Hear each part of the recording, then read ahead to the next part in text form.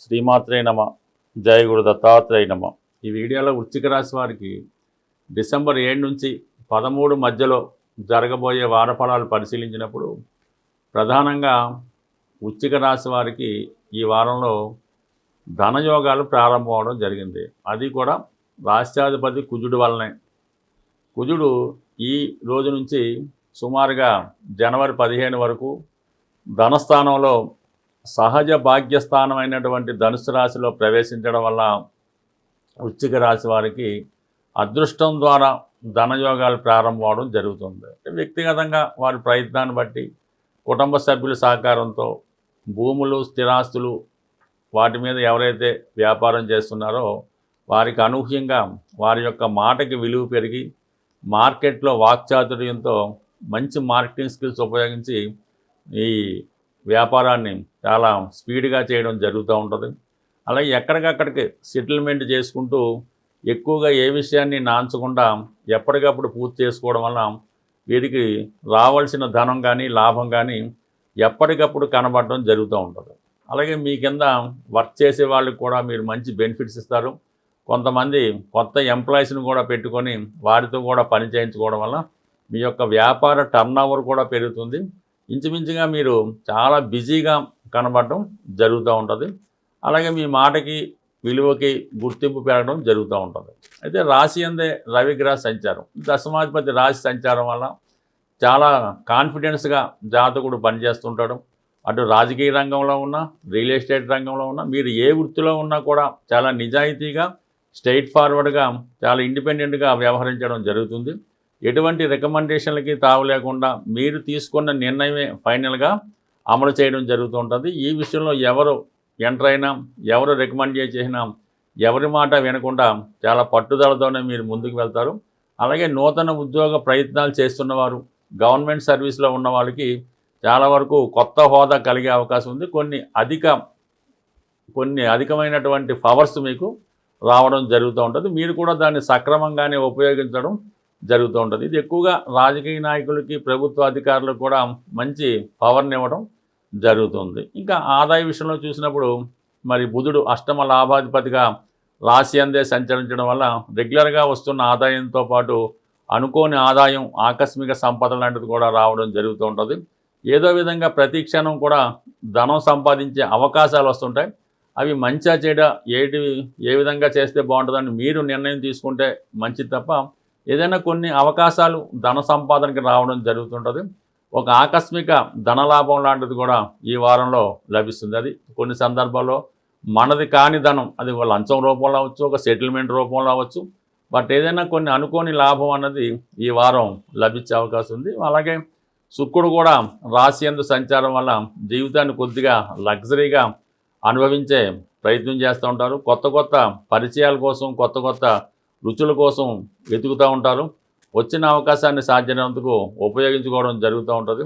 అలాగే ధన విషయంలో కొంత ఎక్కువ ఎక్స్పెండిచర్ చేయడం వల్ల కొంత ధనాన్ని అనవసర విషయాలకి అలాగే వేస్ట్ చేయడం వల్ల చాలా వరకు ధనం పెండింగ్ అవడం కానీ, ధనం బ్లాక్ అవడం కానీ జరిగే అవకాశం ఉంది. చిన్న అవసరాలకి, చిన్న కోరికలు తీర్చుకోవడానికి అధిక మొత్తంలో ధనం ఖర్చు పెట్టడం కూడా ఈ సమయంలో జరిగే అవకాశం ఉంది. కాబట్టి చాలా వరకు మరి ఈ బలహీనతల విషయంలో జాగ్రత్తగా ఉంటేనే మంచిది. అయితే కుటుంబ విషయాలు, ఆర్థిక విషయాలు, ఎందుకంటే గురువు కూడా ధనాధిపతిగా అష్టమ స్థానం నుంచి ధనస్థానాన్ని వీక్షించడం, అక్కడ రాష్ట్రాధిపతి కుజుని స్థితి, ఇవన్నీ కూడా ఏ రూపంలో అయితేనే, అది రుణ రూపంలో అయితేనే, వ్యక్తిగత సంపాదన అయితేనే, జీతం రూపంలో అయితేనే ధనం మాత్రం పుష్కలంగా 2-3 మార్గాల ద్వారా వస్తుంది. కానీ ఏదో ఇలాంటి బలహీనతలకు ఖర్చు అయిపోవడం వల్ల తిరిగి మళ్ళా మైనస్లో పడే అవకాశం ఉంది. వచ్చిన ధనాన్ని జాగ్రత్తగా సద్వినియోగం చేసుకుంటూ ఎటువంటి బలహీనతలు, వ్యసనాలు జోలికి పోకుండా జాగ్రత్తగా ఉంటే చాలా వరకు ఒక పెద్ద మొత్తంలో ధనం మీరు ఈ రాబోయే కొద్ది రోజుల్లోనే సంపాదించే అవకాశం ఉంది. బట్ ఈ విధంగా మిమ్మల్ని మీరు సంస్కరించుకొని మంచి మార్గంలో వెళ్ళాలనుకునేవారు కంపల్సరీగా ఏదైనా ఒక దీక్ష తీసుకోవడం మంచిది.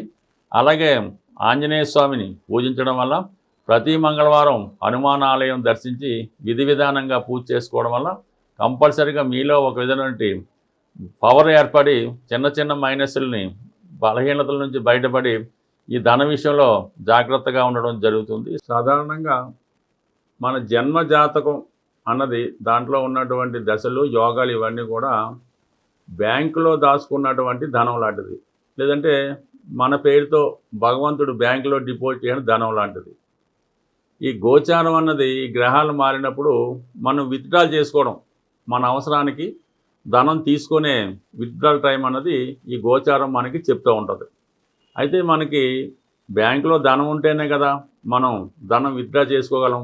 అందువల్ల ఏంటంటే కంప్లీట్గా ఈ గోచారంలో చెప్పే ఫలితాలు మీకు జరగాలంటే మీ జన్మ జాతకంలో అవి రాసిపెట్టి ఉంటేనే మీకు ఈ గోచార ఫలితాలు మీకు అనుకూలంగా రావడం జరుగుతూ ఉంటుంది.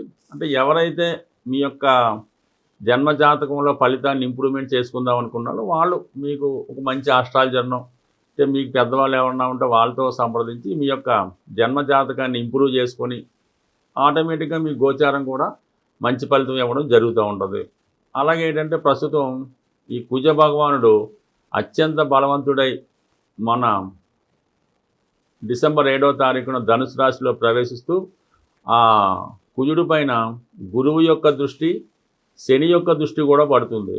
అంటే ఈ శని భగవానుడు గురుగ్రహం కలిసి ఒక భావం మీద కానీ ఒక గ్రహం మీద కానీ తన దృష్టి పెట్టినప్పుడు కంప్లీట్గా ఆ గ్రహం యొక్క బలం చాలా విపరీతంగా పుంజుకుంటూ ఉంటుంది. అలాగే ఆ రాశి యొక్క బలం కూడా పుంజుకోవడం జరుగుతూ ఉంటుంది. అందువల్ల వివిధ జాతకాల్లో ఏదైనా మీ జన్మ జాతకంలో కానీ గోచారంలో కానీ కుజుడు కంప్లీట్గా తన ఉన్న భావాన్ని ఇస్తే అత్యంత ధనవంతుణ్ణి, లేదంటే అత్యంత దుఃఖపడే విధంగా దారిద్ర్యాన్ని కూడా ఇవ్వడం జరుగుతూ ఉంటుంది. కాబట్టి కంప్లీట్గా ఇప్పుడు ఉన్నటువంటి ఈ కుజుని యొక్క స్థితి ప్రకారం మీరు జనవరి 7 నుంచి జనవరి 15 మధ్యలో కుజగ్రహ అనుగ్రహం కోసం కుజుని యొక్క శాంతి కానీ, కుజునికి అత్యంత బలమైన గ్రహం, అలాగే భగవంతుడు ఆంజనేయ స్వామిని ఆరాధించడం వల్ల, సుబ్రహ్మణ్య స్వామిని పూజించడం వల్ల, అంటే మనకి ఆంజనేయ స్వామిని పూజించడం వల్ల ఉద్యోగ ప్రయత్నాలు నెరవేరుతాయి, వివాహ ప్రయత్నాలు, అలాగే అన్నదమ్ములతో ఉన్నటువంటి సమస్యలు, స్థిరాస్తితో ఉన్నటువంటి సమస్యలు ఆంజనేయ స్వామి ద్వారా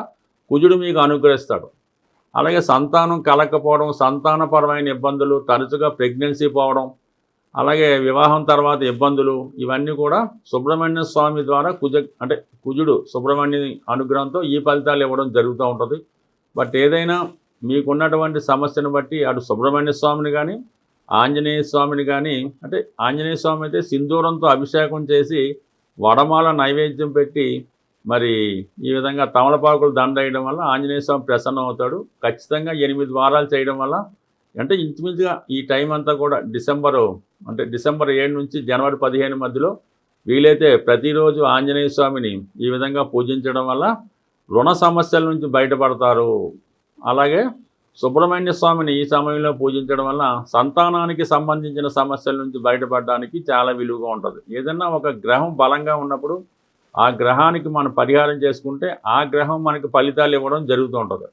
అదే ఒక గ్రహం బలహీనంగా ఉన్నప్పుడు దానికి ఎంత పరిహారం చేసినా ఉపయోగం ఉండదు. కాబట్టి ఆ సమయంలో ఆ గ్రహానికి సంబంధించినటువంటి దానాలు అటువంటివి చేయడం వల్ల ఆ గ్రహం స్ట్రెంత్ పెంచుకొని మనకు ఫలితం ఇవ్వడం జరుగుతూ ఉంటుంది. బట్ ఏదైనా మనం ఇచ్చిన ఫలితాన్నే తిరిగి మనకి ఆ గ్రహం ఇవ్వడం జరుగుతూ ఉంటుంది. బట్ ఏదైనా మీరు ఈ సమయంలో మీలో ఉన్నటువంటి సమస్యను బట్టి మీ జాతకంలో ఆ యోగం ఉన్నదా లేదా తెలుసుకొని ఈ గ్రహాలకి మనం తగు విధంగా పరిహారం చేసుకోవడం వల్ల ఇప్పుడు ఈ సమయంలో ఆర్థిక ఇబ్బందులతో ఉన్నవాళ్ళు, భూమి సంబంధించిన సమస్యలు, భార్యతో పడుతున్న ఇబ్బందులు, అలాగే సంతానం లేక ఇబ్బందులు పడుతున్నవారు ఈ సమయంలో ఈ పరిష్కారం చేసుకోవడం వల్ల, ఈ గ్రహాలను ఆరాధించి ఆ దేవతల్ని పూజించడం వల్ల ఫలితం కూడా చాలా క్విక్గా రావడం జరుగుతుంది. స్వస్తి.